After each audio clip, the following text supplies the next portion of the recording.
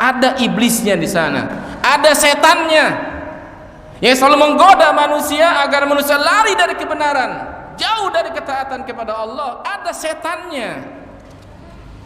Ini makna la aqudanna lahum siratakal mustaqim. Ya ayyuhalladzina amanu qu anfusakum wa ahlikum nara.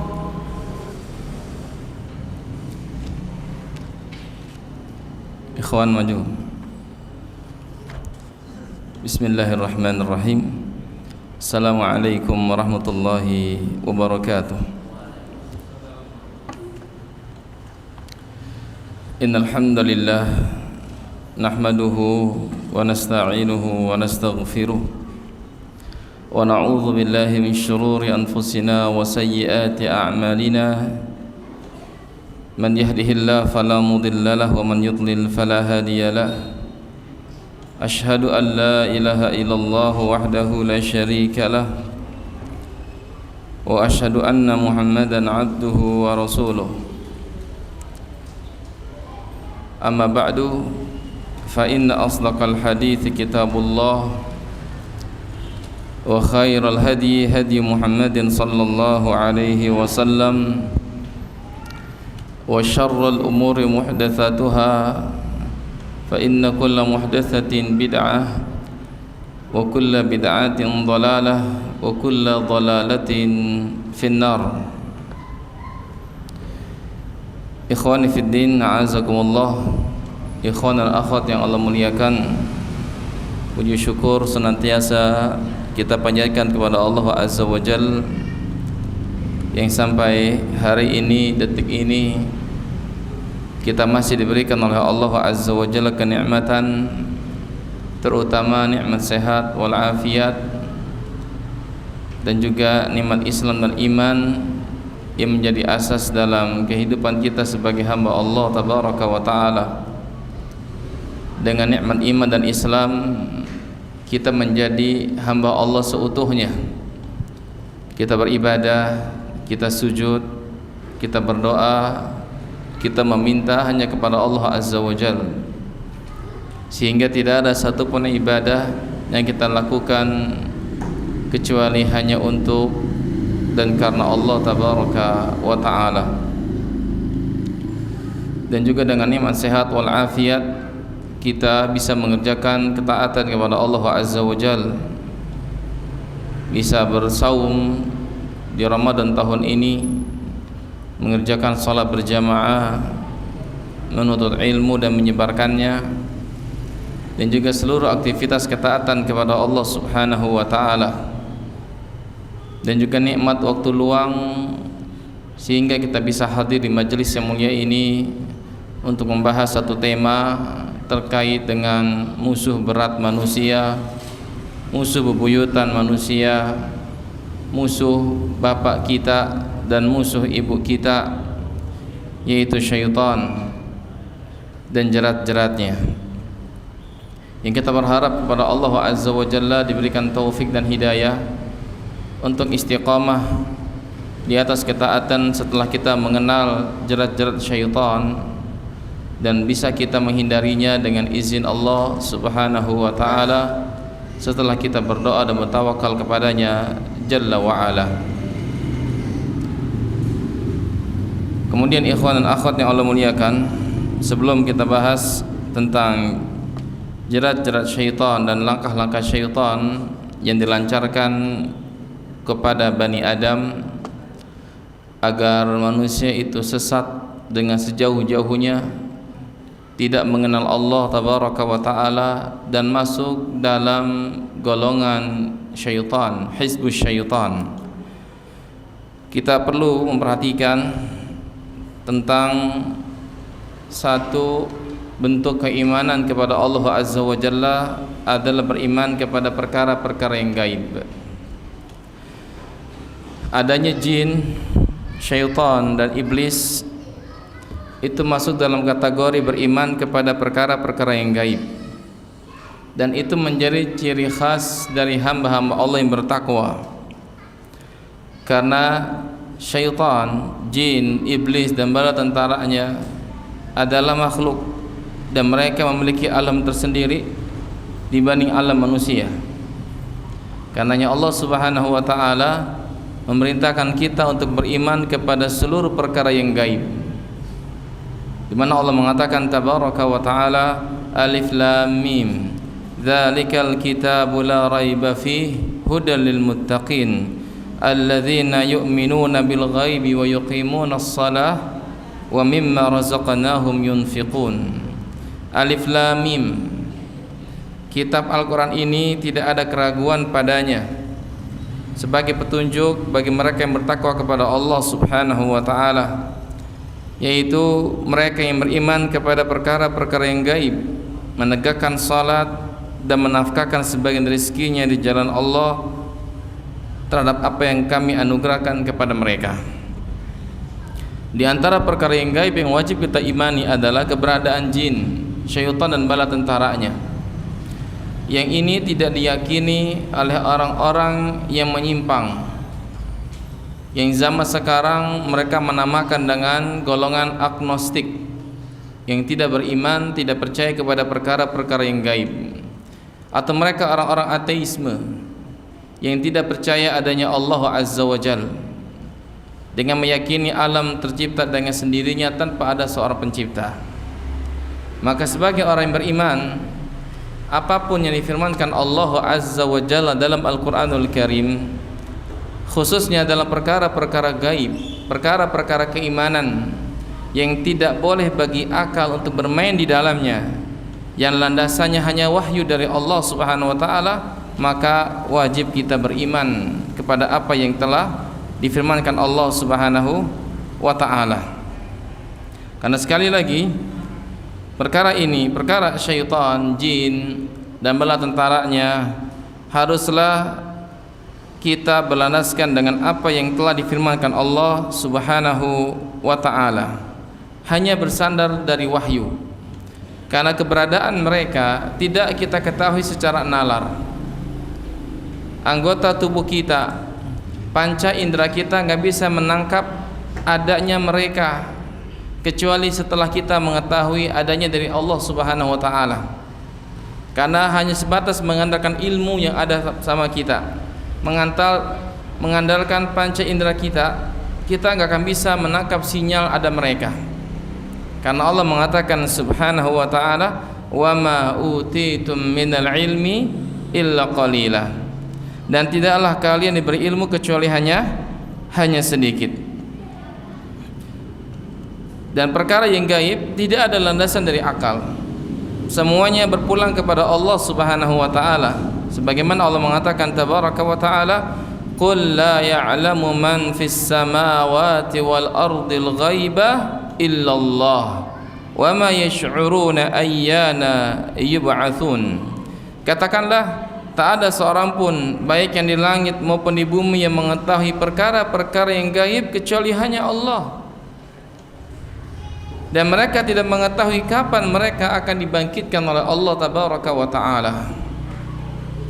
Di sini Allah Azza wa Jalla menyendiri terhadap dirinya sendiri Subhanahu wa taala tentang perkara-perkara yang gaib, dan juga termasuk perkara eksistensi adanya jin, iblis, syaitan dan bala tentaranya, yang panca indera kita nggak bisa untuk menerka adanya mereka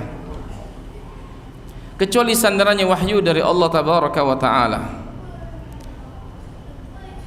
Kalaupun ada seseorang yang tahu, maka itu hanya orang-orang yang khusus yang Allah Subhanahu wa taala memberikan kekhususan kepada mereka dari kalangan para nabi dan rasul alaihi wassalatu wassalam, di mana Allah mengatakan alimul ghaibi wasyahadah, dialah Allah Subhanahu wa taala yang maha mengetahui perkara yang gaib dan perkara yang nampak. Dalam sebuah ayat juga mengatakan alimul ghaibi fala yudhiru ala ghaibihi ahadah, dialah Allah Subhanahu wa taala yang maha mengetahui perkara-perkara yang gaib, dia memperlihatkan kepada seorang pun tentang yang gaib itu kecuali kepada seorang rasul yang dia ridai, illa man irtada min rasulin fa innahu yasluku min baini yadayhi wa min khalfihi rasada. Kecuali kepada seorang rasul yang Allah ridhai, maka sesungguhnya dia mengadakan penjaga-penjaga malaikat di muka bumi ini dan di belakangnya. Jadi kalau kita ingin bicara perkara-perkara yang gaib, maka campakkan akal kita. Jangan dahulu gunakan akal, tapi gunakan iman kepada Rabbul Izzati wal Jalal, itu Allah Subhanahu wa taala. Kembalikan kepada zat yang maha gaib, kembalikan kepada wahyu. Karena dengan cara itu kita akan dibimbing dan diberikan hidayah oleh Allah Subhanahu wa taala sehingga kita terhindar dari kesesatan. Kenapa demikian? Karena bukan hanya orang-orang kafir yang ingkar kepada Allah Tabaraka wa taala yang mengingkari adanya perkara gaib, di antaranya alam jin, syaitan dan juga bala tentaranya, maka sebagian firqah-firqah ya ada yang tidak percaya tentang masalah ini.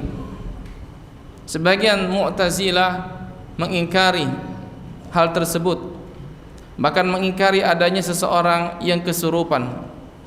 Ada, sebagaimana dikatakan oleh sebagian para ulama kita.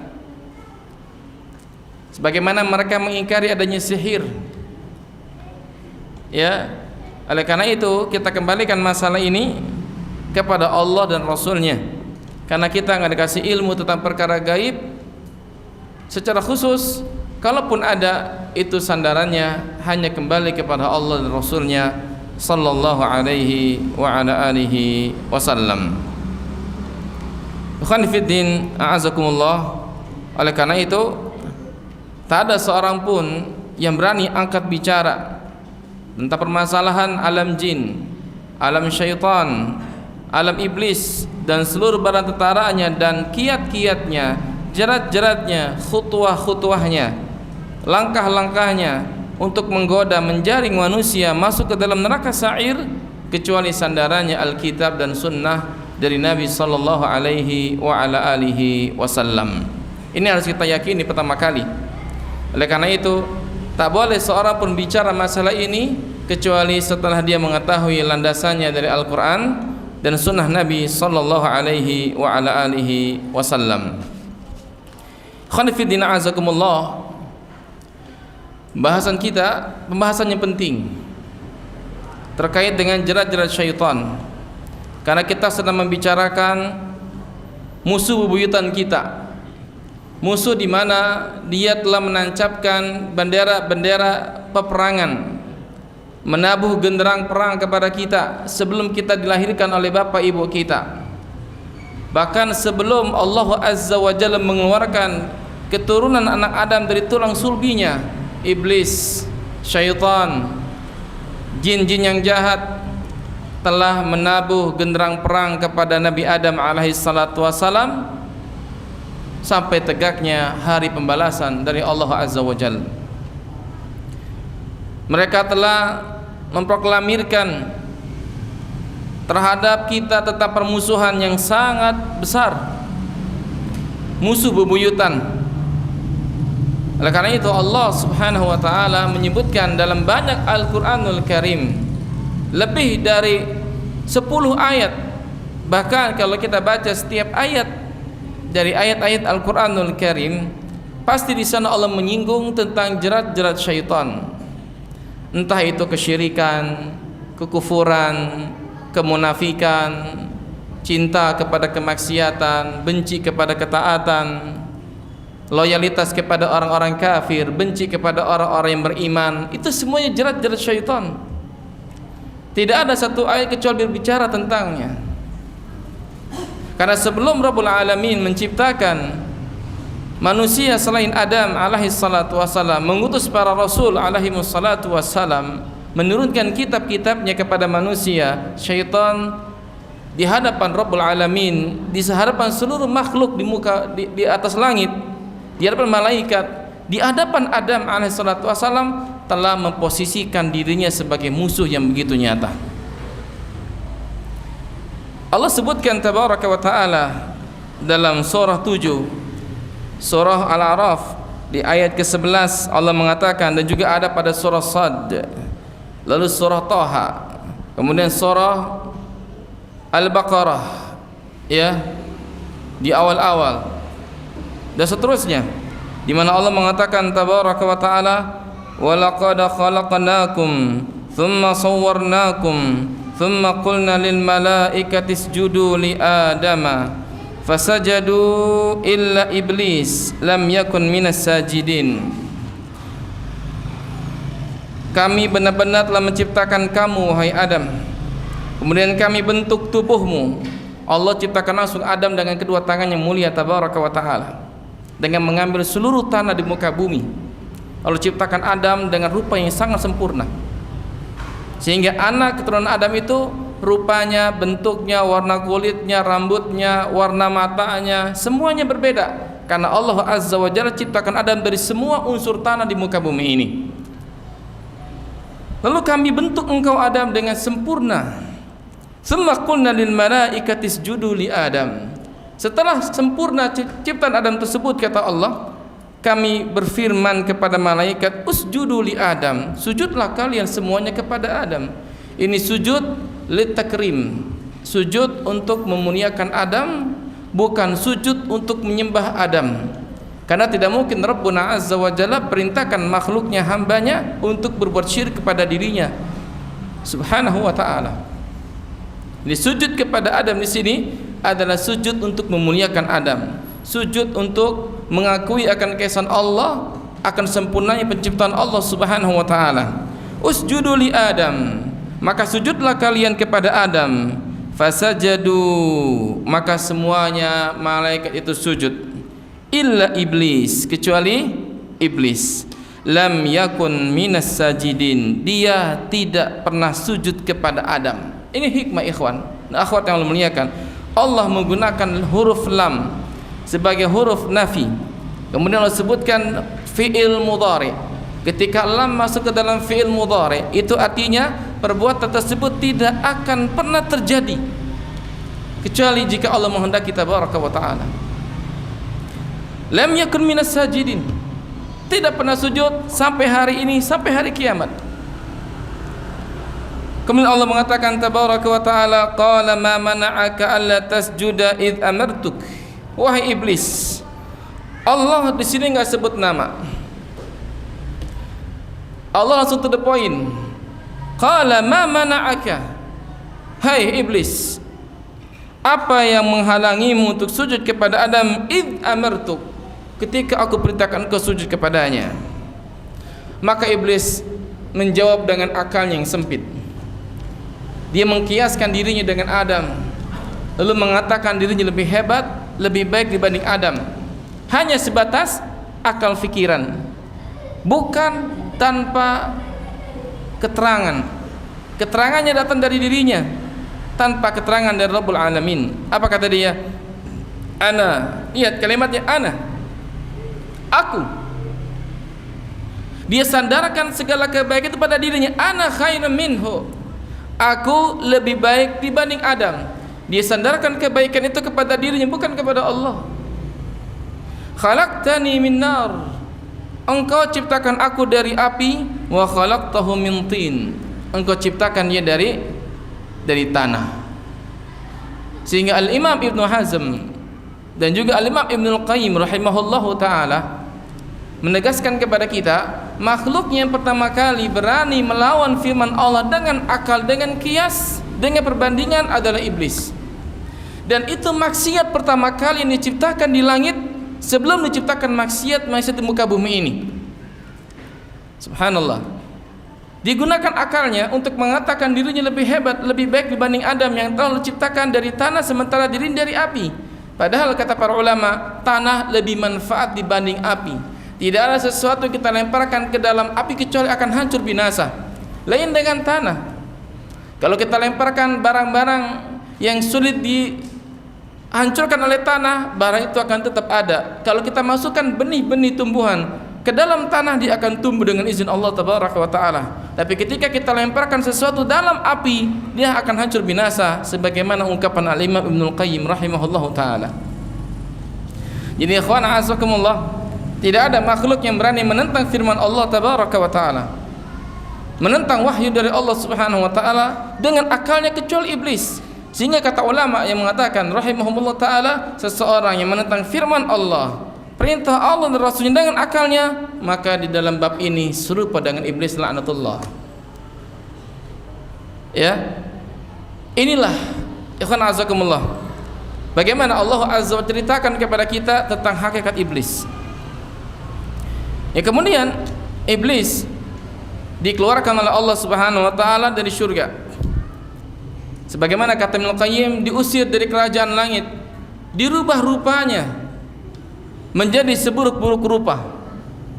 Kemudian kalimat-kalimat kebaikan, pujian, tasbih, takbir dirubah menjadi laknat bagi iblis, laknatullah. Dan tidak berlaku padanya sehari dua hari, tidak, tapi terus berlanjut sampai tegaknya hari kiamat.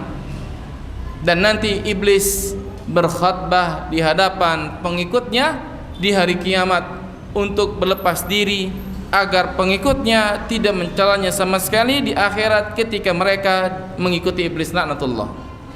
Jadi iblis nanti berkhutbah, ya, sehingga sebagian ulama kita membawakan sebagian tafsir ayat Al-Quranul Karim tentang khutbahnya iblis di hari pembalasan untuk berlepas diri kedua kalinya di akhirat, setelah dia berlepas diri di dunia ketika manusia itu kafir kepada Allah tabaraka wa taala. Maka iblis inilah yang mengatakan, saya lebih hebat dibanding Adam, lebih baik dibanding Adam. Ya Allah azza wa jalla berikan umur begitu panjang. Kita nggak tahu berapa umurnya iblis, karena sebelum Allah ciptakan Adam alaihi salatu wassalam, Allah ciptakan dulu iblis, malaikat dan seluruhnya. Karena Adam diciptakan paling akhir di antara makhluk-makhluk Allah Subhanahu wa taala. Maka berapa umurnya tidak ada yang tahu kecuali Allah Subhanahu wa taala.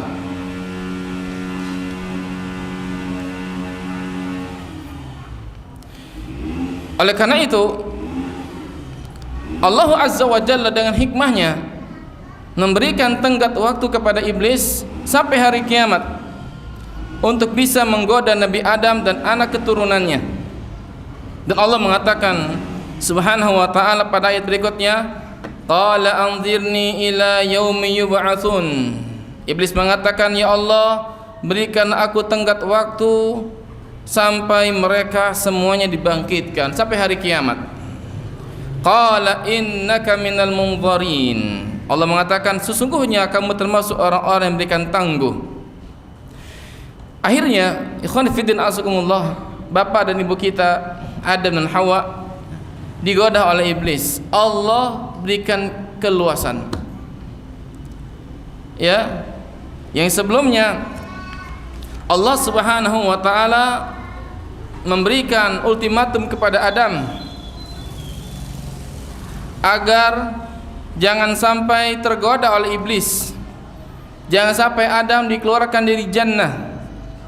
Allah mengatakan, faqulna ya Adam inna hadza aduwwun laka wa li zawjika fala yukhrijannakuma minal jannati fatashqa.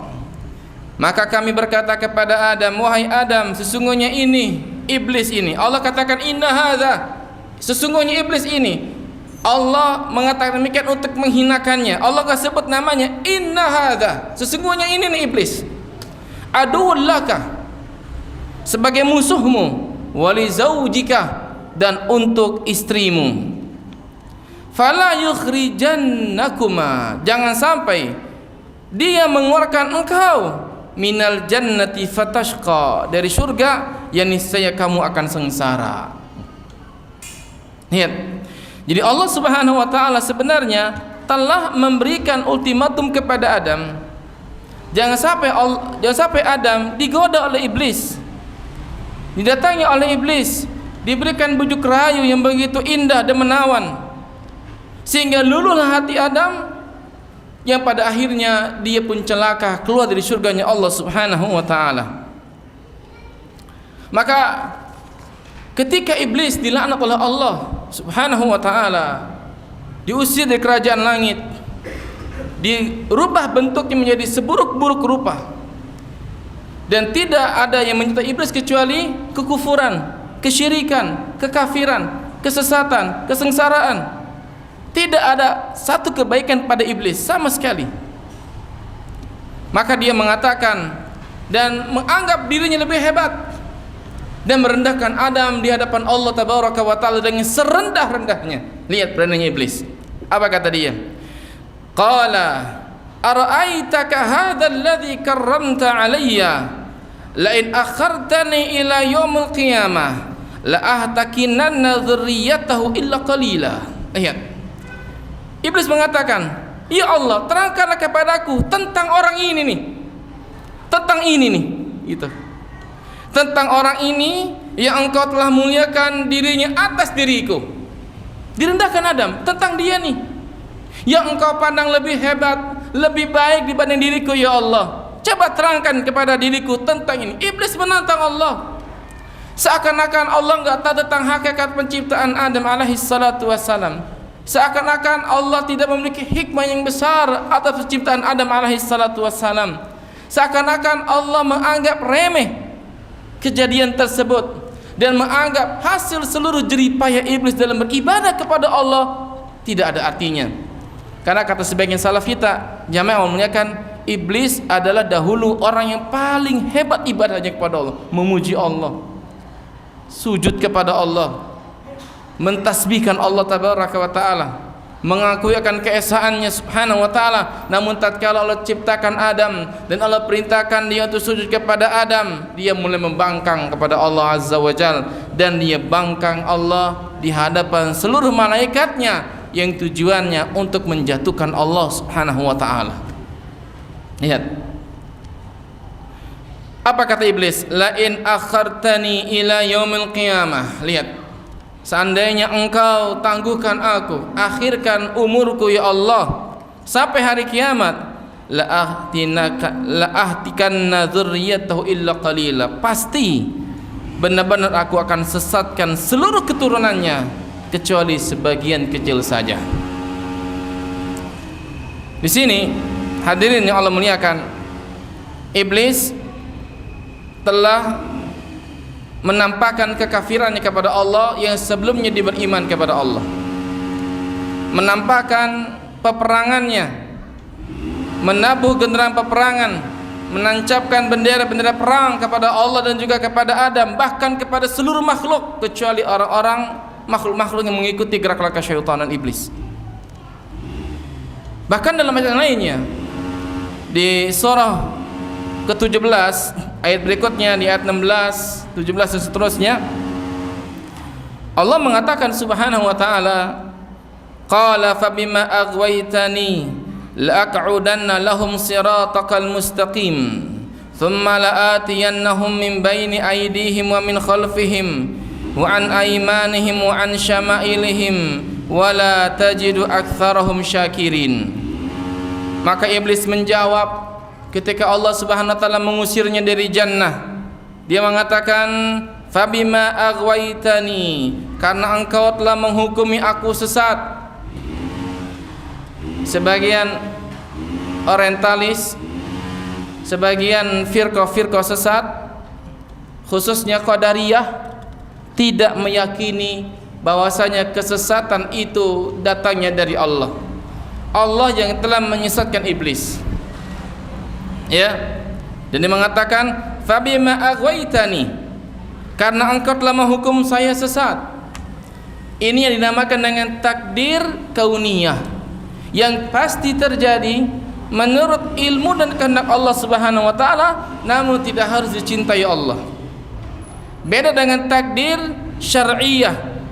Takdir syar'iyah yang berkaitan dengan hukum-hukum Allah subhanahu wa ta'ala secara syariat, pasti Allah cintai, namun tidak harus terjadi. Seperti keimanan, seperti salat, seperti mendatangi majelis ilmu. Enggak semuanya orang datang, enggak semua orang suka kepada ilmu, ya, dan itu enggak harus terjadi. Tapi beda dengan kemaksiatan, beda dengan berbagai macam keburukan, musibah dan malapetaka, itu pasti terjadi dan tidak harus Allah cintai subhanahu wa ta'ala. Ini sebagaimana yang dituturkan oleh Imam Al-Qurtubi rahimahullah ketika menafsirkan ayat ini dalam kitab tafsirnya. Ya, apa kata iblis? La aq'udanna lahum siratakal mustaqim aku benar-benar akan duduk. Di sini iblis menggunakan dua piranti penguat. Pertama lam litaukid, yang kedua nun saqilah, la aq'udanna. Lihat janjinya, saya benar-benar akan duduk di jalanmu yang lurus wahai Allah. Allah enggak gunakan kalimat la aqudanna lahum ala siratikal mustaqim. Allah enggak gunakan kalimat ala. Sehingga kata ahli tafsir, dihilangkannya kalimat ala, Allah enggak mengatakan lahum ala siratikal mustaqim, itu untuk menunjukkan kepada kita bahwasanya iblis senantiasa melazimi ada pada jalan kebenaran untuk membuat bengkok dari pandangan manusia. Ada iblisnya di sana, ada setannya yang selalu menggoda manusia agar manusia lari dari kebenaran, jauh dari ketaatan kepada Allah. Ada setannya. Ini makna la aqudanna lahum siratakal mustaqim. Maka saya benar-benar akan duduk menghalangi mereka di jalanmu yang lurus ya Allah. Apa kata iblis lagi? Tsumma la'atiyannahum min baini aydihim. Lalu saya akan datangi mereka dari depan. Wa min khalfihim, dari belakang mereka. Wa an aymanihim, dari sebelah kanan mereka. Wa an syama'ilihim, dari sebelah kiri. Artinya manusia Adam, anak keturunannya dikepung dari semua arah. Para ulama salaf kita memiliki berbagai macam tafsiran tentang masalah ini, dari depan, dari belakang, dari kanan, dari kiri. Sebagaimana riwayat Talha yang menukil riwayat dari Ibnu Abbas radhiyallahu anhuma, dari depan artinya dari masalah-masalah keduniaan, ditakut-takuti miskin. Dari belakang dari perkara akhirat mereka. Dari satu riwayat dibalik, dari depan dari perkara agama, dari perkara akhirat kita dibikin malas. Dari masalah belakang masalah dunia dibikin takut. Kalau kita taat kepada Allah Subhanahu wa taala, fokus beribadah misalnya, kita akan diberikan kefakiran oleh Allah Subhanahu wa taala misalnya. Dari sebelah kanan dari masalah-masalah ketaatan, dari sebelah kiri masalah-masalah kemaksiatan. Itu tafsir Ibnu Abbas radhiyallahu taala anhuma. Ya. Apa kata syaitan dan iblis? Wala tajidu aktsarahum syakirin. Engkau tidak akan dapati mereka kebanyakan bersyukur kepadamu ya Allah. Artinya engkau tidak akan dapati hambamu yang beriman kepadamu, karena aku telah sesati mereka. Lihat betapa beraninya iblis. Ya. Bahkan dia nggak pakai pengecualian dalam sebuah ayat, berani untuk menyusahkan manusia. Allah katakan, qala rabbi bima aghwaytani la uzayyinanna lahum fil ardi wa la ughwiyannahum ajmain. Lihat, iblis mengatakan, ya Allah, oleh sebab engkau telah memutuskan bahwasanya aku sesat, pastilah aku akan menjadikan mereka memandang baik perbuatan maksiat itu di muka bumi ini, dan pasti aku akan sesatkan mereka semuanya tanpa terkecuali. Ini iblis. Dia sudah memproklamirkan dirinya di hadapan Allah, di hadapan malaikat, di hadapan Adam dan istrinya. Sebelum anak-anak Adam dikeluarkan oleh Allah dari tulang sulbinya, iblis telah berjanji, bertekad kuat untuk menjerat kita. Untuk apa? Membawa kita kepada neraka Allah Subhanahu wa taala. Namun apa boleh buat? Allah menghendaki dengan hikmah dan ilmunya. Adam pun terseret godaan iblis, yang pada akhirnya Allah Azza wa Jalla juga menurunkan Adam. Ya, yang sebelumnya tadi saya katakan Allah Subhanahu wa taala telah memberikan peringatan kepada Adam. Namun Adam lalai. Ikhwah. Dan kelalaian Adam ini ada sama kita. Lupanya Adam ada sama kita. Ketika Adam lupa, kita juga lupa. Ketika Adam bisa disesatkan, manusia juga bisa disesatkan. Ketika Adam lupa dengan perintah dan larangan Allah Azza wa Jalla, maka kita juga demikian. Ketika Allah Subhanahu wa taala berikan Adam cinta kepada istrinya, syahwatnya, kita juga demikian. Dan itu adalah pintu-pintu syaitan di mana dia akan masuk menerjang Adam, menggodanya, menghiasi keburukan, dan sebagainya. Ya, pada akhirnya Adam pun lemah dan Adam pun masuk dalam jebakan syaitan. Ya, ikhwan fillah azakumullah. Namun yang perlu diperhatikan kata para ulama, ketika iblis datang kepada Adam, iblis datang dengan penampilan yang luar biasa. Iblis datang dengan penampilan yang tidak pada biasanya. Dia merapikan dirinya, datang sebagai seorang tokoh yang patut dipercaya, seseorang yang ucapannya patut didengar, nasihatnya yang patut diambil, tidak boleh disia-siakan.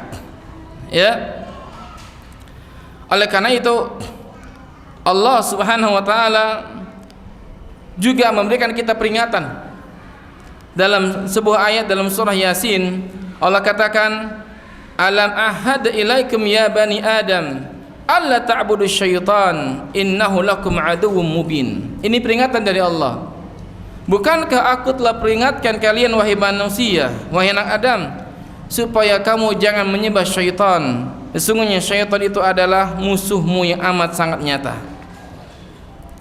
Lihat, Allah Subhanahu wa taala peringatkan kita bahkan dengan tegas. Dalam ayat yang lainnya Allah mengatakan Subhanahu wa taala, ya bani adam la yaftinannakum asyaitanu kama akhraja abawaykum minal jannah yanzi'u anhuma libasahuma liyuriyahuma sawatihima innahu yarakum huwa wa qabiluhu min haitsu la tarawnahum inna ja'alna asyayatina awliya'a lilladzina la yu'minun. Wahai anak Adam, janganlah sesekali kamu dapat ditipu oleh syaitan, sebagaimana dahulu keduanya telah menipu dan mengeluarkan bapak ibumu dari surga. Lihat, ya, ia menanggalkan dari keduanya pakaiannya ketika Adam memakan buah terlarang, mendekati pohon terlarang. Dan juga kata sebagian ulama, Adam juga digoda oleh istrinya Hawa. Adam pun memakannya. Seketika itu tubuh Adam dan tubuh istrinya auratnya pun terbuka. Allah sebutkan dalam surah Al-A'raf, keduanya mengambil dedaunan surga lalu menutupi tubuhnya. Jadi tujuan iblis selain membuat Adam tersesat, iblis ingin agar Adam dan istrinya dan anak keturunannya telanjang. Karena kata Ibnu Qayyim rahimahullahu taala di kitabnya Miftahud Daris Sa'adah, di antara tujuan iblis menggoda manusia agar mereka menanggalkan pakaiannya. Ketika pakaian itu tanggal, maka penyakit secara zahir bisa dirasakan. Setelah penyakit secara batin, itu bentuk pembangkangan kepada Allah tabaraka wa taala. Masya Allah. Jadi di antara tujuan iblis adalah menggoda kita untuk menanggalkan pakaian kita dan menampakkan aurat-aurat kita. Itu salah satu di antara jerat-jerat syaitan. Di sini ikhwan azakumullah, iblis benar-benar sekali lagi menancapkan bendera perangnya kepada kita, di mana Allah ingatkan kita agar jangan sampai kita terfitnah, tertipu dengan godaan syaitan yang dia berhasil menggoda bapak kita Adam. Yang karena itu hendaklah kita jadikan setan sebagai musuh, bukan sebagai teman. Satu bentuk kebodohan kalau kita menjadikan musuh sebagai teman dan menjadikan teman sebagai musuh. Itu satu bentuk kebodohan yang akal dan hati nurani tidak bisa menerimanya. Bahkan syariat menolaknya. Apa kata Allah tabaraka wa taala? Inna syaitana lakum aduwwun fattakhidhuhu aduwwa innama yad'u hizbahu liyakunu min ashabis sa'ir. Sesungguhnya setan itu bagi kalian musuh yang amat nyata, maka jadikanlah setan itu musuh. Jangan sesekali Anda jadikan teman. Jangan jadikan setan sebagai teman Anda untuk curhat. Gimana caranya? Ya. Kita ngikutin bisikan syaitan. Kalau saya begini nanti gimana? Kalau saya taat kepada Allah gimana? Kalau saya tinggalkan riba nanti saya jatuh miskin. Kalau saya pakai jilbab menutup aurat saya nanti saya nggak bisa dapat kerja. Ini curhat kepada syaitan. Kalau saya sholat tepat waktu maka saya nggak akan dapat pelanggan. Pada saat azan berkumandang di mana dagang saya lagi laris manis, Allah panggil saya, kalau saya tinggalkan maka orang gak akan datang. Ini curhat kepada syaitan. Dia serahkan hidupnya, nasibnya kepada syaitan. Dia lupa kepada Allah Azza wa Jalla. Kalau saya ujian gak nyontek, saya akan jelek. Ini curhat kepada syaitan. Dia mengikuti bisikan syaitan dibanding perintah Allah dan larangan Allah Subhanahu wa taala. Jangan jadikan setan sebagai teman dekat curhat kita, jangan. Tapi curhatlah kepada Allah Tabaraka wa taala. Mintalah bantuan kepada Allah Subhanahu wa taala. Karena kata Allah, fattakhidhuhu aduwa. Jadikan setan sebagai musuh Anda, bukan teman. Sekali lagi, merupakan satu bentuk kebodohan kalau kita menjadikan musuh sebagai teman dan teman sebagai musuh. Khonifuddin na'azakumullah. Kalau demikian halnya, siapa itu iblis? Iblis, setan, jin. Ketiga kata ini gak bisa dilepaskan. Satu, iblis, jin dan setan gak boleh dilepas. Ini satu kesatuan. Ya. Para ulama kita rahimahumullah ta'ala menyebutkan tentang masalah ini dalam kitab-kitab mereka. Sampai Al-Imam Ibnul Qayyim di kitabnya Ighathatul Lahfan min Masayyidi Syaitan, lalu Al-Imam Ibnul Jauzi di kitabnya Talbisul Iblis menyebutkan tentang masalah ini, ya, masalah godaan syaitan dan juga hakikat diri syaitan dan jin serta iblis. Ini pertanyaan yang terkadang muncul dalam benak kita. Apa bedanya iblis, setan dan jin? Siapa itu iblis? Siapa itu setan? Siapa itu jin? Sehubungan kalimat setan sering kita utarakan kepada seseorang. Kalau ada orang lagi marah, bilangnya apa? Setan lo, gitu ya. Betul nggak? Iya, lo bukan orang lo setan lo, begitu. Saking naik pitamnya mengatakan lo setan, kamu bukan manusia, kamu iblis, kamu manusia berhati iblis, begitu. Ini perlu jawaban kata para ulama agar kita nggak salah, ya. Namun sebelumnya, hadirin yang Allah muliakan, perlu kita ketahui bahwasanya antara manusia dengan jin itu memiliki kesamaan, memiliki sisi kesamaan, keserupaan. Itu pertama, sama-sama memiliki akal, dan yang kedua, sama-sama memiliki hawa nafsu. Allah ciptakan iblis dan manusia, keduanya memiliki dua standar ini. Beda dengan malaikat. Malaikat hanya punya akal, dia nggak punya wahyu, dia nggak punya nafsu.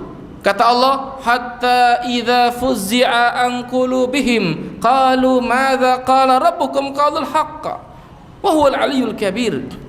Tatkala rasa takut dicabut dari hati-hati para malaikat, Allah katakan an qulubihim, dari hati malaikat. Malaikat punya hati untuk memahami ayat-ayat Allah Azza wa Jalla, tapi malaikat tidak punya hawa nafsu. Malaikat punya akal tapi nggak punya nafsu. Ketika dicabut dari rasa takut itu, mereka mengatakan apa yang barusan difirmankan Allah. Mereka mengatakan Allah berfirman dengan firman yang hak. Tapi beda sama iblis dan manusia. Kita, iblis, setan dan jin sama-sama punya akal, sama-sama punya nafsu. Sehingga dari kalangan manusia maupun jin ada sisi baiknya, ada sisi buruknya. Ada yang soleh, ada yang toleh, ada yang baik, ada yang buruk. Dan Allah mengatakan subhanahu wa ta'ala, menghikayatkan kepada kita ucapan bangsa jin dalam surah jin. Allah mengatakan, wa anna minna salihuna wa minna duna dhalik kunna tara'iqa qidada. Dan sesungguhnya di antara kami bangsa jin ada orang-orang yang soleh, ada pula yang tidak demikian. Kami adalah para jin menempuh jalan yang berbeda-beda. Dalam tafsir Ibnu Katsir dan yang lainnya disebutkan dari tafsiran salaf, bangsa jin juga memiliki firqah. Bahkan ada jin yang Syiah, ada jin yang Khawarij, ada jin yang Mu'tazilah, ada jin yang Jahmiyah, ada jin yang Ahlul Bidah, ada jin yang suka dengan perayaan-perayaan yang syirik dan bid'ah. Itu bangsa jin sama kayak kita. Bukankah di antara manusia ada yang mengikuti faham yang batil, faham yang sesat? Ada atau tidak? Ada. Jadi kata jin, kunna tara'iqa qidada, kami menempuh jalan yang berbeda-beda.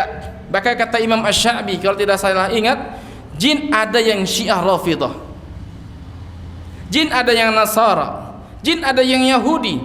Disebutkan oleh Syekh Wahid Abdul Salam Bali hafizahullah dalam kitabnya tentang masalah jin dan syaitan, bahwasanya jin itu suka ketika dia berada di gereja, ketika datangnya pendeta dan para uskup, dia berdiri begitu hormat dengan tegap menghormati para pendeta, menunjukkan jin ada yang kufur dan mengikuti agama-agama selain Islam. Bahkan ada jin Hindu, jin Buddha, ya, bahkan tadinya dia Muslim masuk ke dalam agama Hindu. Kenapa? Sering dikasih sesajen, dan itu terjadi di sebagian daerah di Jawa Timur. Ketika orang-orang Hindu memberikan sesajen di sebuah pohon, jin itu senang. Tadinya dia Muslim, ketika dia diberikan hidangan berupa makan, kopi pahit, apalagi telur ayam, ayam panggang, kelapa, jinnya jadi masuk agama Hindu. Jadi masuk agama Hindu. Tadinya dia Muslim, dia mengaku. Subhanallah. Ini mengatakan kata Allah, wa minna duna dzalika kunna tara'iqa qidada. Jin punya akal, dia juga punya syubhat, dia juga punya syahwat. Dia seperti kita, bisa sesat, bisa dapat petunjuk dari Allah Azza wa Jalla. Karenanya jin terkena beban taklif. Wa ma khalaqtul jinna wal insa illa liya'budun.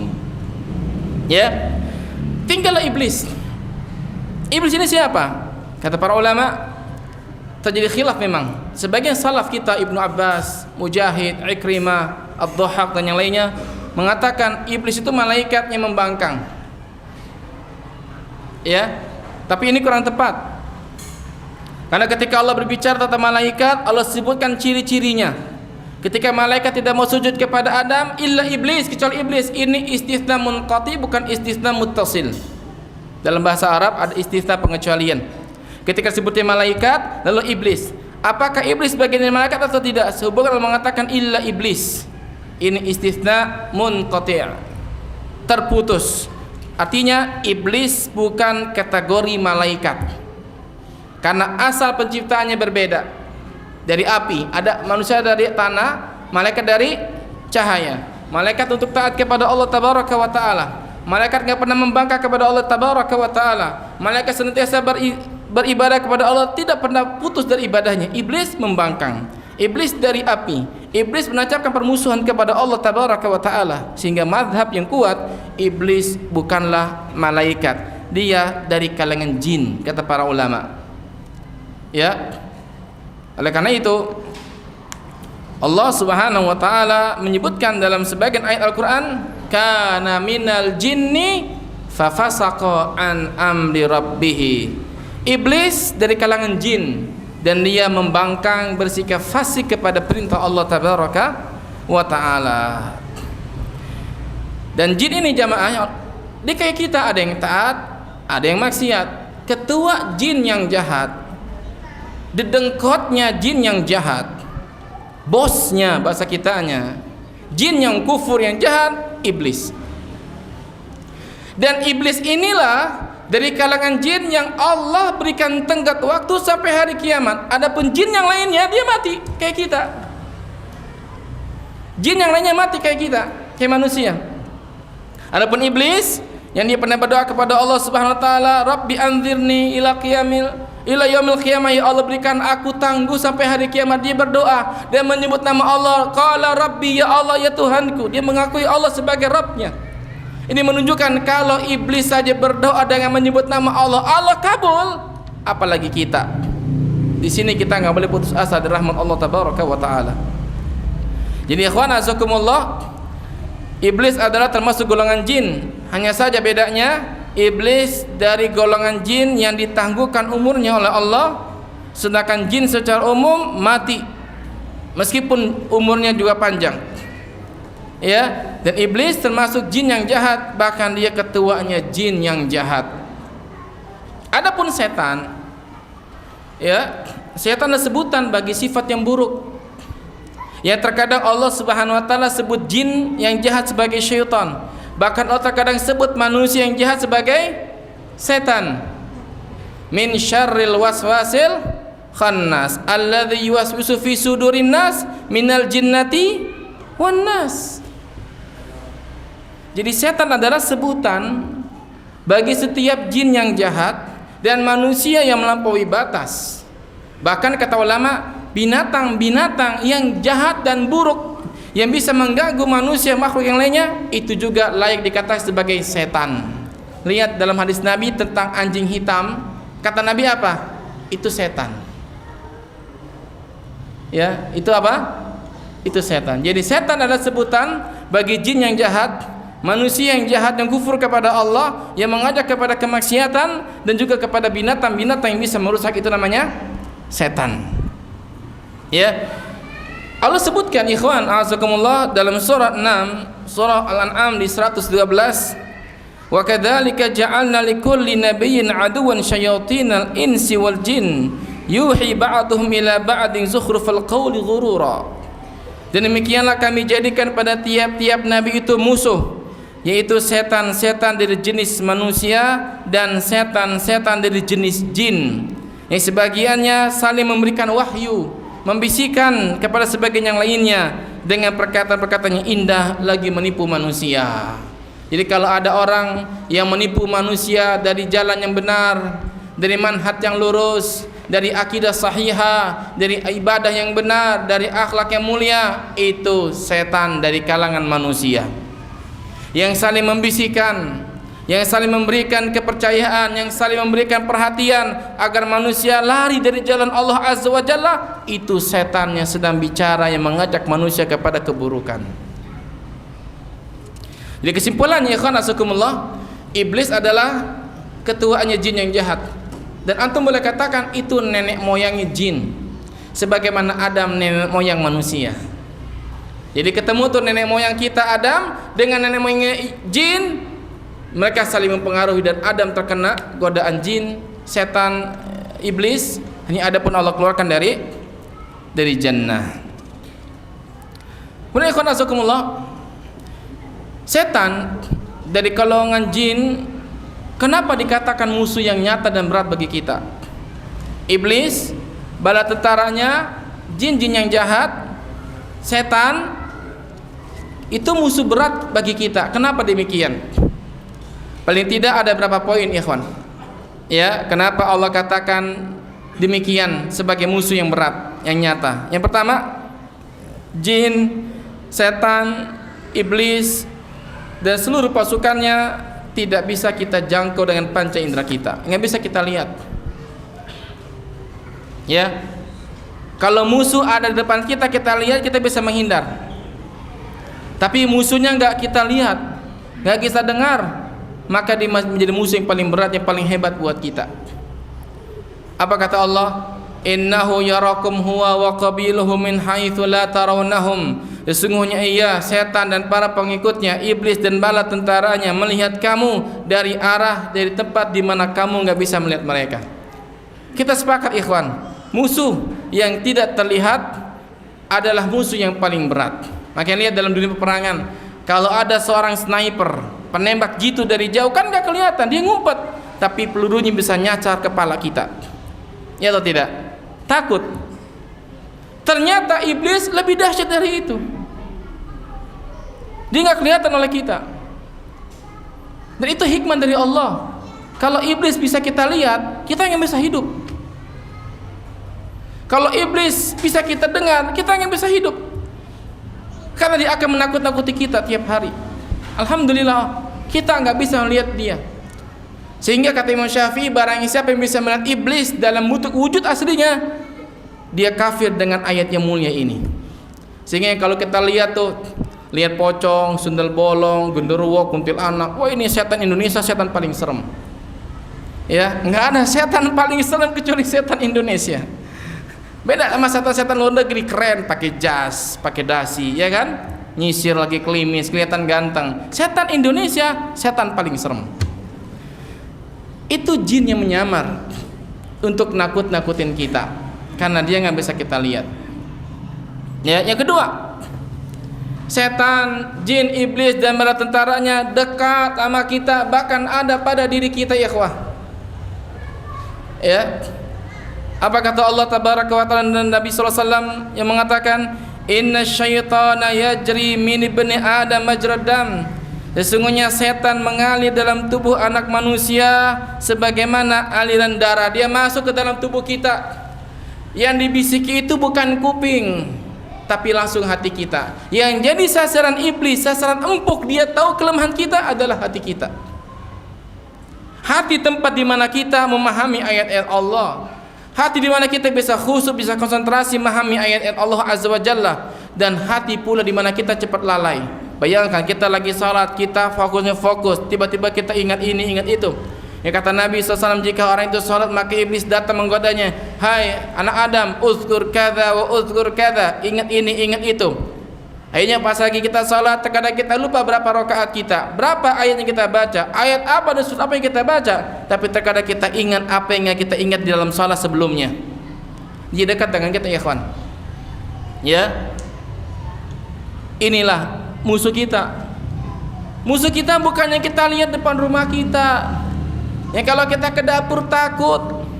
Yang kalau kita ke jalan-jalan sempit, gang-gang yang serem, gang-gang yang gelap, kita takut, padahal musuh kita ada pada diri kita. Terkadang dia menakut-nakuti kita, terkadang dia bisikin kita, terkadang dia hadir dalam mimpi kita, menakut-nakuti kita. Akhirnya kita pernah saya sampaikan, saat saya mimpi, saya menggal kepala saya sendiri, Ustaz. Subhanallah. Lalu kepala itu menggelinding, Ustaz. Saya mimpi saya didatangkan sesuatu yang seram. Saya mimpi saya jatuh dari tempat yang tertinggi. Saya mimpi datangkan sesuatu bau bangkai. Subhanallah, itu setan menggoda kita. Itu ada dalam diri kita. Ya, dalam tubuh kita, sehingga dia siap kapan saja untuk menggoda kita. Yang digoda, poin ketiga adalah hati kita. Makanya Syekh Muhammad Amin Asy-Shinqiti rahimahullah dalam tafsirnya Adwaul Bayan di juz yang terakhir, ketika menafsirkan surah An-Nas, beliau mencoba untuk memberikan perbandingan antara surah Al-Falaq dengan surah An-Nas. Ya, dalam surah Al-Falaq yang berjumlah 5 ayat, Allah sebutkan semua kejahatan. Qul a'udzu birabbil falaq min syarri ma khalaq, dan seterusnya. Keburukan malam apabila gelap, keburukan makhluk yang pernah Allah ciptakan, keburukan tukang sihir, keburukan dukun-dukun yang menghembuskan pada buhul-buhul, keburukan binatang-binatang, dan keburukan orang yang hasad apabila dia hasad. Keburukan yang ada pada 5 ini tidak jauh lebih hebat dibanding keburukan yang ada pada surah An-Nas. Apa itu? Yuwaswisu fi sudurin nas. Tidak ada satu model kejahatan itu munculnya dari perasaan kita yang dihembuskan oleh syaitan. Tidak ada pembunuhan yang dilakukan sebagai manusia kecuali awalnya hembusan busukan syaitan. Tidak ada perzinahan, tidak ada kekufuran, tidak ada kesyirikan kecuali awalnya merupakan hembusan bisikan syaitan yang bersarang dalam hati kita. Sehingga bisikan syaitan jauh lebih hebat dibanding sihirnya tukang sihir. Kenapa? Adanya sihir perdukunan itu pertama kali diciptakan oleh jin dan syaitan yang masuk ke dalam hati kita. Lihat perbandingannya, ikhwan azakumullah. Sehingga Allah Subhanahu wa taala di awal surah An-Nas perintahkan kita berlindung kepada Allah dari keburukan yang satu ini. Karena semua keburukan bermula dari bisikan syaitan yang dihembuskan ke dalam hati kita. Alladzi yuwaswisu fi sudurin nas. Maka tidak ada kejahatan kecuali bersumber dari situ, ikhwan azakumullah. Yang diserang hati, bukan akal. Akal kita hanya untuk mencerna, menganalisis. Tapi hati yang memberikan keputusan antara iman dengan kafir, antara iya atau tidak, antara ikut Nabi atau ikut kufur kepada Nabi sallallahu alaihi wasallam, antara taat kepada Allah atau murka kepada Allah azza wajalla. Hati menjadi keputusannya. Maka orang kita bilang, kalau hati ente enggak serak ya jangan. Gitu kan? Kalau ente separuh hati ya jangan, bukan separuh akal. Betul gak? Kalau hati antum gak tenang jangan. Maka kata Nabi apa ketika ada yang bertanya tentang masalah dosa dan maksiat? Istafti qalbak, coba tanya hatimu. Karena kebenaran itu yang menenangkan hati, dan dosa itu maha kafis sodrik, apa-apa yang hatimu tidak tentram, tidak nyaman dengannya. Jadi setan menggoda hati kita, karenanya setan lebih dahsyat dibanding yang lainnya. Yang keempat, kenapa setan musuh kita paling nyata sehingga bisa menimbulkan jerat-jerat yang begitu banyak? Setan gak pernah lelah menggoda kita. Sejak Allah ciptakan Adam sampai hari kiamat dia nggak pernah lelah, nggak pernah putus asa. Itu setan, itu iblis. Makanya kalau kita berputus asa dari taat kepada Allah, kita rugi. Karena musuh kita nggak pernah putus asa. Ikhwah azakumullah. Apa kata Nabi sallallahu alaihi wasallam? Inna syaitana qa'ada li bani Adam bi atruqihi. Sesungguhnya setan itu datang menghalang-halangi Bani Adam di seluruh jalan-jalan kebaikan. Ditafsirkan oleh Nabi, kalau ada orang yang masuk Islam, udah nggak usah masuk Islam, nanti orang tuamu akan benci kepada engkau. Maka si manusia ini tinggalkan busukan syaitan, dia masuk dalam Islam. Kalau ingin jihad, dikatakan kalau engkau jihad engkau akan mati, istrimu akan dinikahi orang lain, hartamu akan dibagi-bagikan dengan waris. Maka dia juga dibujuk dan seterusnya. Dia tidak ada ketaatan kecuali setan datang menggoda kita tanpa lelah. Kayak kita lagi kajian, lagi taklim. Kapan nih azan maghrib? Lama amat ya. Digodain sama syaitan. Lagi sholat tarawih, lama amat imamnya. Kau nggak ruku-ruku, kau nggak sujud-sujud. Diganggu oleh syaitan. Subhanallah. Setan nggak pernah menyerah. Ya. Bahkan tadi saya bacakan dia akan datang dari depan, dari belakang, dari kanan, dari kiri. Cuman satu yang setan nggak bisa datang. Dari mana? Dari atas. Kenapa? Apa kata Ibnu Abbas? Karena Allah memberikan rahmat dari atas. Allah kasih hidayah kepada kita dari atas. Turunnya Al-Quranul Karim, turunnya rahmat dari Allah Azza wa Jalla. Dari mana? Dari atas kita. Sehingga kita minta kepada Allah Subhanahu wa ta'ala. Yang terakhir ikhwan, setan memiliki anak buah yang terstruktur. Hebat setan itu. Dari anak buah yang paling hebat, yang paling rendah, disusun, diatur dengan sedemikian rupa. Tiap hari dia sebar pasukannya, di kanan, di kiri, di timur, di barat bumi. Dia sebar, dia adakan satu singgasana di atas air. Apa kata Nabi sallallahu alaihi wasallam? Inna iblisa yad'u arsyahu 'alal ma', thumma yab'atsu sarayahu fa'adnahum minhum manzilatan a'dhamahum fitnatan. Sesungguhnya iblis meletakkan singgasananya di atas laut, di atas air. Kemudian diutus bala tentaranya, maka yang paling dekat, yang paling hebat adalah yang paling besar fitnahnya. Maka datanglah, kamu habis ngapain? Saya habis berbuat ini. Oh, kamu belum hebat. Kamu habis ngapain sama orang itu? Begini begitu, kamu belum hebat. Sampai datang pasukan iblis yang mengatakan, kata Nabi SAW, farraqtu bainahu wa baina imra'atihi. Saya bikin cerai itu suami istri. Apa kata Nabi? Anta. Fi riwayatin ni'ma anta, ente baru top, ente baru oke. Jadi ikhwan azakumullah, di antara godaan saya paling besar adalah kita dibikin kacau dan rumah tangga. Bahkan rumah tangga Nabi hampir hancur gara-gara fitnahnya iblis dari kalangan manusia, orang-orang munafik yang menuduh Aisyah berzina dengan sebagian sahabat Nabi sallallahu alaihi wasallam. Kalau rumah tangga Nabi sempat digoncang, sempat digoyang, apalagi rumah tangga kita. Maka berlindunglah kepada Allah dari syaitan yang membuat kita bisa berpisah dengan istri-istri kita. Lalu ikhwan azakumullah, itu kenapa setan dan iblis dan bala tentara yang dikatakan sebagai musuh yang paling hebat, yang paling nyata? Paling enggak 5 tadi saya sebutkan, enggak kelihatan ya. Apalagi dia menggoda kepada hati kita ya, dan dia tidak pernah lelah. Kemudian setan sangat dekat sama kita dan dia memiliki pasukan yang struktural, begitu canggih, rapi sejak dulu, beda sama kita ya. Nah sekarang gimana jalan-jalan syaitan? Saya akan sebutkan ringkas dari ucapan Al-Imam Ibnu Qayyim di kitabnya Bada'iul Fawaid di juz yang kedua. Karena waktu kita sedikit, saya akan sebutkan dengan singkat. Yang pertama, iblis atau setan membuat jeratan, membuat jebakan kepada kita dengan melihat kepada kecenderungan kita. Kita ini cenderungnya kemana? Kalau kita sebagai orang yang kecenderungannya ada kepada ketaatan, maka kita akan digoda oleh iblis dan setan untuk bersikap melampaui batas dalam dunia ketaatan. Ada orang gulu. Lihat lahirnya kesyirikan di masa Nabi Nuh gara-gara bersikap gulu kepada orang-orang salihin, akhirnya disembah. Mereka sampai menyembah Lata, menyembah Uzza, menyembah Ya'uq, menyembah Wat. Kata kaum Nuh, wa qalu la tadharunna alihatakum wa la tadharunna wadda wa la suwa'a wa la yaghutha wa ya'uqa wa nasra wa qad adallu katsira. Maka berkatalah kaum Nuh, wahai kaumku, janganlah kau tinggalkan sesembahan-sesembahanmu selain Allah. Jangan pula tinggalkan Wat, Su'a, Ya'uq, Yaghutha, Nasr, semuanya jangan tinggalkan. Akhirnya mereka menyembah selain Allah tabaraka wa taala. Lihat, ada kecenderungan kepada amal, kepada ketaatan, kepada kecintaan kepada orang-orang salihin. Setan masuk memberikan kita syubhat yang akhirnya kita bersikap melampaui batas. Sama dengan sebagian orang kita, begitu semangat ibadah, akhirnya masuk ke dalam sikap melampaui batas.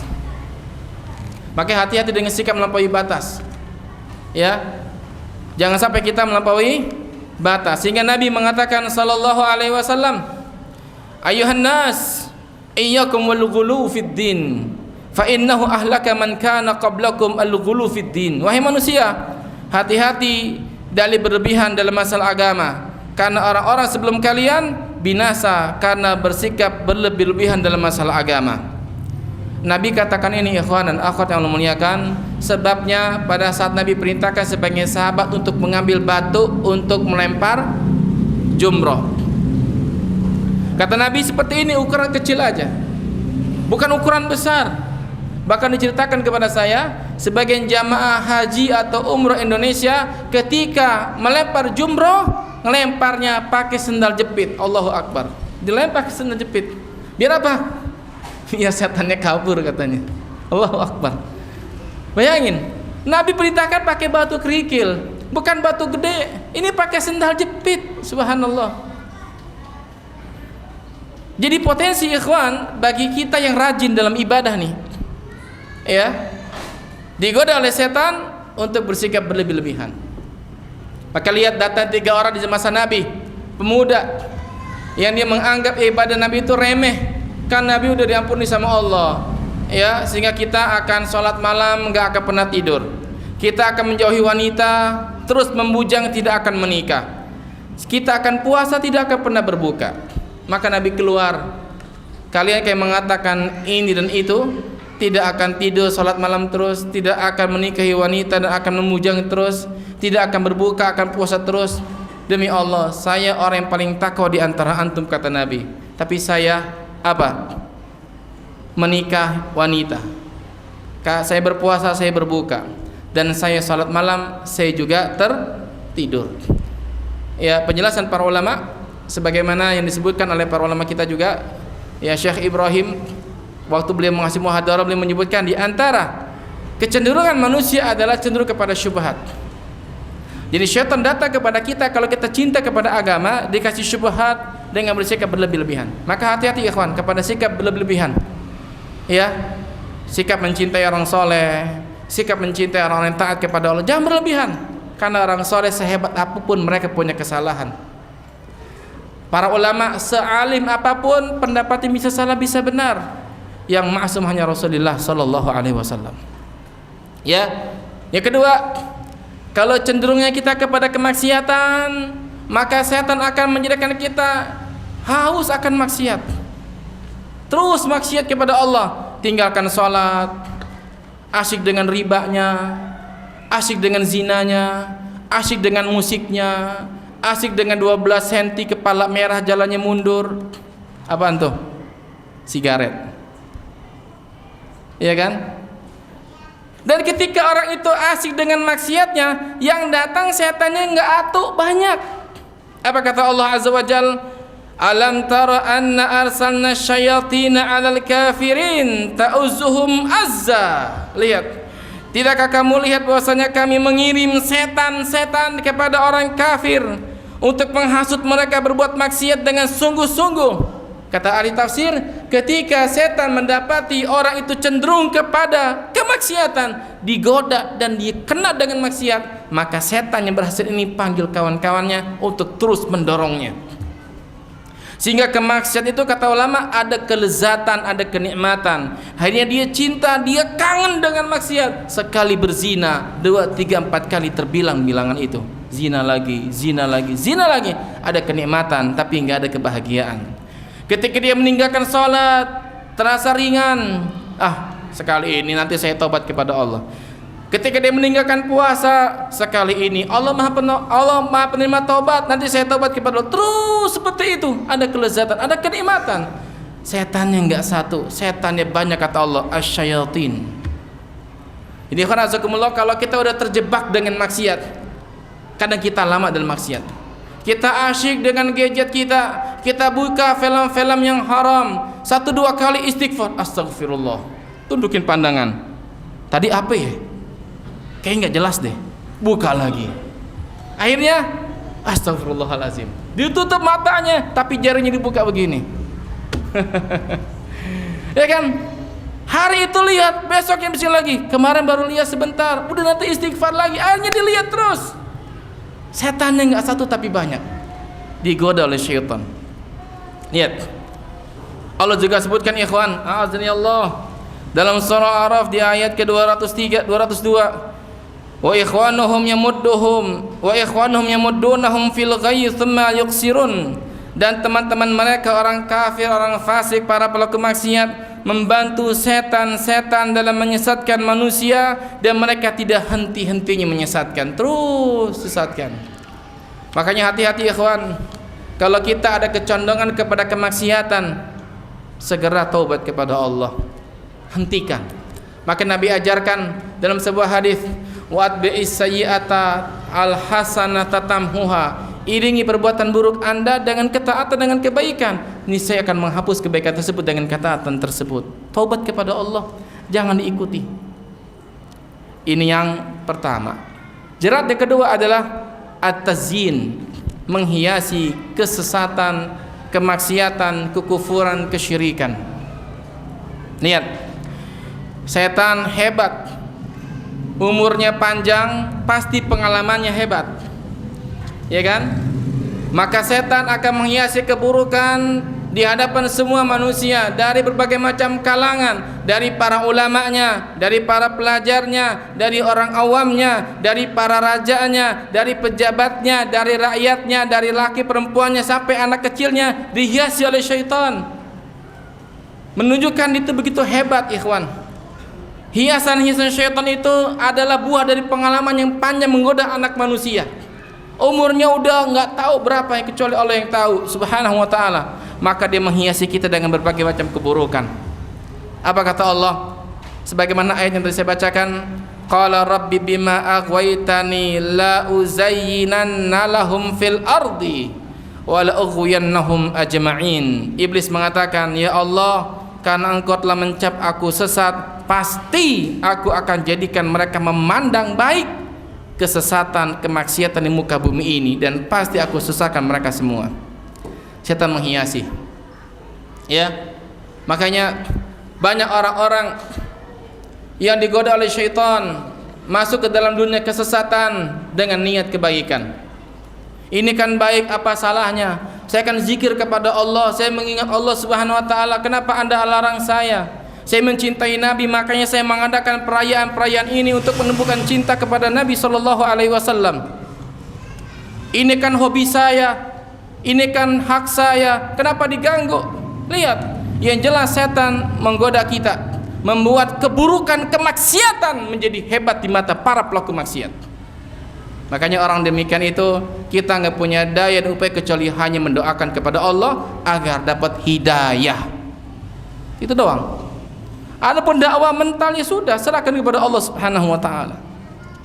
Ya, jadi membuat tazyin, kesesatan terasa nikmat tapi tidak ada kebahagiaan. Yang ketiga ikhwan, di antara jerat-jerat setan, setan punya skala prioritas dalam menggoda kita. Apa dulu nih? Kayak kita kan punya skala prioritas dalam hidup ini. Apa dulu yang harus kita beli? Apa yang harus kita lakukan? Itu juga setan. Kata Ibnu Qayyim, yang pertama, setan akan menjerumuskan manusia dalam kekufuran, kesyirikan, dan kemunafikan. Ini dulu nih, ini paling hebat, ya. Sehingga dakwah para rasul adalah menghapus kesyirikan, menghapus kekufuran di muka bumi ini, agar semuanya orang beriman kepada Rabbul Izzati wal Jalal. Lihat kekufuran Nasara digoda mengatakan Isa anak Allah. Kekufuran Yahudi mengatakan Uzair anaknya Allah.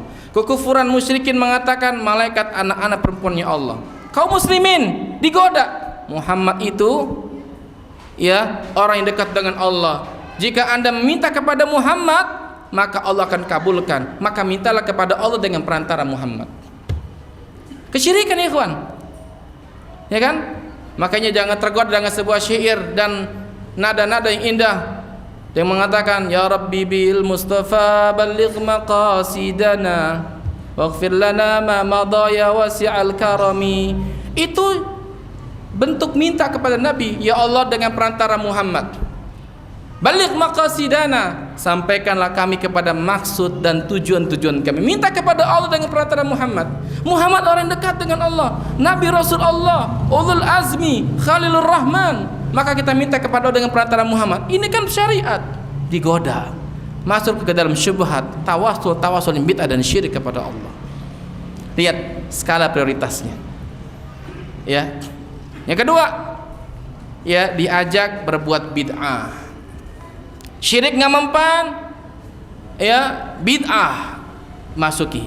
Sehingga kata sebagian salaf, di antaranya Sufyan Ats-Tsauri, al bid'atu ahabbu ila iblis minal ma'siyati. Al ma'siyatu yutabu minha wal bid'atu la yutabu minha. Bid'ah itu lebih diberikan rasa cinta, lebih dicintai iblis daripada maksiat. Karena orang melakukan bid'ah sulit bertobat, sementara maksiat dia mudah bertobat darinya. Lihat, tanya kepada mereka yang suka melakukan bid'ah, alasannya apa? Cinta kepada Nabi, cinta kepada Allah, beribadah kepada Allah. Tapi tanyakan kepada mereka yang suka maksiat kepada Allah, diyakini zina itu haram, khamr itu haram, sampai hari kiamat saya meyakini itu haram, dan dia bisa bertobat darinya. Tapi maksiat berupa bid'ah hampir-hampir kita nggak bisa tobat. Lihat orang-orang yang pertama kali mengadakan zikir 100, ini 100, itu 100, sebagaimana dicatat Imam Darimi dalam kitab sunannya. Ketika di zaman Ali, orang itu diperangi karena mengikuti kelompok Khawarij. Bid'ah, gerak langkah syaitan yang kedua. Yang ketiga, kita dijerat masuk dalam dunia al-kabair, dosa-dosa besar. Syirik nggak mempan, bid'ah nggak kena, melakukan dosa besar. Yang penting saya bertauhid, mengikuti sunnah. Kalau berzina tinggal taubat kepada Allah. Betul atau tidak? Iya, syubhatnya begitu. Yang penting saya nggak syirik, saya nggak datangi dukun, saya nggak minta kepada orang yang telah mati, saya nggak nyembah pohon, saya nggak melakukan bid'ah ini, bid'ah itu. Tapi kalau saya maksiat, dosa besar, saya tinggal taubat kepada Allah. Mudah, sahul jiddan. Betul atau tidak? Iya, ini yang digoda kalangan ahlu sunnah yang taat kepada Allah, yang tahu sunnah, tahu syirik, tahu bid'ah, nggak memandangkan itu, digoda oleh iblis masuk dalam ranah dosa-dosa besar. Dia durhaka sama orang tua, ya, dia melakukan zina, dia makan riba, dan seterusnya dan seterusnya. Dengan alasan apa? Allah kan maha pengampun, maha penyayang. Masa iya nggak ampuni saya? Saya kan nggak berbuat syirik kepada Allah. Lihat ikhwan, iblis gak mempan dengan ini. Track berikutnya, dosa kecil, diremehkan dosa kecil, dosa memandang, dosa bicara kepada lawan jenis tanpa hajat, dosa memegang, Allahu Akbar, dosa mendengar hal yang haram, diremehkan. Sehingga kata Nabi, perhatikan, Nabi katakan, iyyakum wa muhaqqiratiz dzunub fa innahunna yajmi'na 'ala ar-rajuli hatta yuhliknah. Janganlah kalian remehkan dosa-dosa kecil, karena apabila itu terkumpul pada diri seseorang, dosa kecil setiap hari, itu akan membinasakan dirinya, masuk ke dalam nerakanya Allah Azza wa Jalla. Sampai sebagian ulama mengatakan dalam syairnya, la tahqiranna saghiratan innal jibala minal hasa. Jangan Anda remehkan dosa kecil, karena sejatinya gunung itu tersusun dari batu-batu kerikil, jadi besar. Yang terakhir ikhwan, jelas setan menjadikan kita sibuk dengan perkara yang mubah dan yang kurang utama. Ngobrol, lagi Ramadan banyak ngobrol, nonton TV, banyak tidur. Kan katanya tidurnya orang berpuasa adalah ibadah. Tidur terus. ya kan, jalan-jalan, ngabuburit nggak jelas. Ini mubah. Lantaran perkara yang mubah kita asyik dengan yang mubah dan kurang utama, kita tinggalkan hal yang utama. Akhirnya kita serempet dosa-dosa Allah Subhanahu wa taala. Hati-hati. Ya, dengan perkara yang mubah. Dengan itu kita habis waktu. Dengan itu kita kurang melakukan perkara-perkara yang lebih utama. Makanya dia sebagian salaf, ketika ada yang ngajak ngobrol untuk hal yang enggak manfaat, kata dia, antum mau ngapain? Ingin ngobrol sebentar. Oke, ente ngobrol sama ana, satu syarat. Apa itu? Hentikan matahari. Kalau dia berhenti, kita ngobrol semau kita. Silakan. Kalau nggak bisa, tinggalkan saya. Ya kan? Hal yang mubah, asyik dengan gadget kita, share ini, share itu. Kita share yang manfaat, akhirnya orang baca berapa menit, berapa detik dia baca, umurnya habis, waktunya habis, atau bisa buat zikir, bisa buat istighfar, habis dengan baca sharean kita, broadcast kita, enggak manfaat. Kita buat orang mudarat, hilang waktu, hilang umurnya, enggak manfaat. Atau kita sibuk dengan hal yang kurang manfaat, yang kurang utama. Kita sibuk dengan orang lain, kita lupa kepada bapak ibu kita, kepada keluarga kita. Ya subhanallah, kita terkena godaan syaitan. Ya. Jadi ikhwan, setan memiliki skala prioritas ya dalam menggoda manusia. Ada pertanyaan?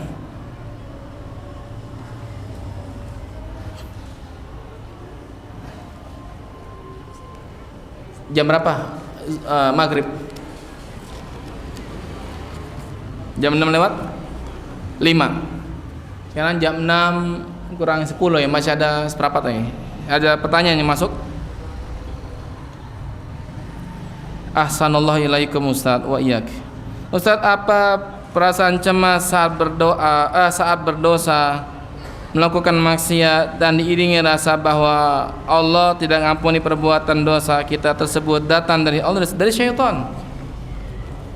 Allah mengatakan, ya ibadi la taqnatu min rahmatillah, innallaha yaghfiru dzunuba jami'a, innahu wal ghafurur rahim. Wahai hambaku, jangan anda putus asa dari rahmat Allah. Sesungguhnya Allah mengampunkan semua dosa dan Allah Maha Pengampun. Kata Nabi, sekiranya anda datang kepada Allah dengan taubat yang nasuha, tanpa bersyirik pada Allah dengan dosa sampai mencapai ujung langit, Allah tetap akan ampuni anda selama anda minta taubat kepada Allah Subhanahu wa ta'ala. Lihat kisah orang yang membunuh 99 orang. Ketika dia tanya kepada rahib, ada taubat gak buat saya? Enggak ada. Maka dia naik pitam, dibunuh genap jadi 100. Dia datang kepada seorang ahli ilmu. Kata ahli ilmu ini, apa yang menghalangi dengan taubat Allah Subhanahu wa ta'ala? Tapi dengan catatan, anda pergi dari kampung anda yang jelek, pindah kepada kampung yang baik. Maka dia berjalan dan dia mati di tengah perjalanan. Dan turun mereka rahmat untuk mengambilnya, dihalangi oleh malaikat azab. Mereka berseteru, siapa yang berhak mendapatkan orang ini? Maka Allah utus seorang malaikat penengah untuk menghitung jaraknya, mana yang paling dekat. Maka Allah perintahkan bumi untuk melipat 1 jengkalan. Ternyata orang ini lebih dekat kepada kampung yang baik, yang dengannya dia diambil malaikat rahmat. Lihat, jangan putus asa. Orang ini enggak pernah ibadah walaupun sekali kecuali taubat kepada Allah Subhanahu wa ta'ala. Jadi perasaan cemas, Allah enggak ampunan kita kalau kita melakukan maksiat, itu dari setan, bukan dari Allah Azza wa Jalla. Tapi Allah ajarkan kita pada saat kita bermaksiat kepadanya, hendaklah kita takut, kita khawatir, dan kita segera taubat kepada Allah Subhanahu wa ta'ala. Sampai di sini, semoga ada manfaatnya dari apa yang dibahas, dari jerat-jerat setan, dan semoga Allah jaga kita dari jerat-jerat setan ini dengan kita banyak berdoa, mengetahui hakikat jin, syaitan serta bala tentaranya dan juga bentuk-bentuk jeratannya. Dan semoga Allah SWT tolong kita dari hal tersebut agar kita bisa bebas dan kita masuk ke dalam golongan orang-orang yang Allah selamatkan. Wa sallallahu wasallam wa baraka ala nabiyil karim Muhammadin wa ala alihi wa ashabihi ajma'in. Wa akhiru da'wana alhamdulillahi rabbil alamin. Subhanaka Allahumma bihamdika asyhadu an la ilaha illa anta astaghfiruka wa atubu ilaik. Salamun alaikum warahmatullahi wabarakatuh.